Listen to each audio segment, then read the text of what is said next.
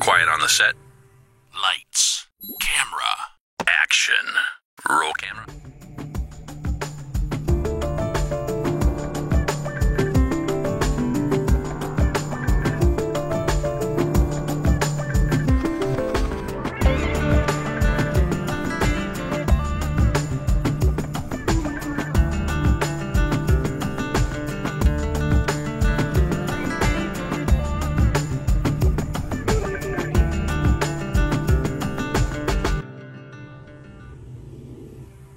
Welcome to podcast 37. You'll probably be glad to know this is the last podcast about the mini marriage retreat, but that's how passionate we are. We've done a series of these just on the mini marriage retreat, and this one, just to kind of wrap it up, a few last tips before you take your first retreat. One is that you are going to develop a history with God. Yes. I mean, we can't say enough about this tool and the faith history God has given us through it. This journal has recorded all our mini marriage retreats from the very beginning when we were pretty floundering around quite a bit, pretty much, until just the most recent one that we took. And I can't tell you what it's like to have a record of what God has done as we look back 90 days and look forward 90 days. The other little tip we want to leave with you is actually Clint's analogy of how to set out on this idea of having mini marriage retreats in your marriage. Yeah, and one thing we want to say is we've given you a lot of information in this chapter on the mini marriage retreat, and it might seem very overwhelming to a lot of you out there because you've never done something like this before. But what we want to do is kind of compare it to the marathon analogy that we've been talking about over the last 36 podcasts. You need to start slow and work your way up to it. If you want to run a marathon, your body's not equipped right now to be able to run that race tomorrow. You need to train. In fact, if you're going to run a marathon, you're going to have to train 6 to 9 months before you complete the race.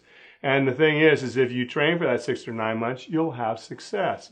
So here's the training. You have some hard days, you have some easy days, and then the most important is the rest days. And a lot of us don't take those rest days. And the thing about it is if you incorporate all three of those actions of training, you'll be very successful and be able to complete that marathon down the road. But it's the same thing with the mini marriage retreat. Exactly. What you need to do in every area that we gave you is only pick maybe 1 or 2 goals in each category. Keep it small and make it simple. And you know what? There's some people that get all fired up and they want to make this big old plan and they want it to be a 10-step plan. And the thing is, they do one mini marriage retreat and never do it again because it was too tough and they couldn't complete the goals they set. Make your goals easy. Make them so you can be successful. And God will walk with you, and as time goes along, your goals will get bigger and grander, but God will help you to develop those things. But the most important thing is you need to do it.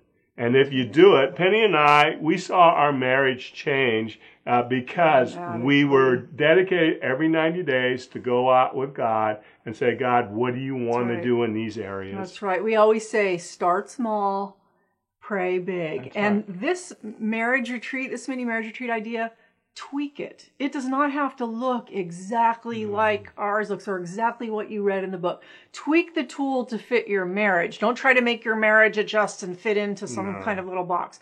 Tweak the tool. We want you to be successful and to give it a trial run and have that go so well that you're like, oh, I can't wait for our next one. And that's what's happened in our marriage. So this wraps up the little section on the mini marriage retreats, and then we'll be moving to the last chapter. I can't believe it. The last chapter of the book. Chapter and what 12. is that? Traveling into new territories.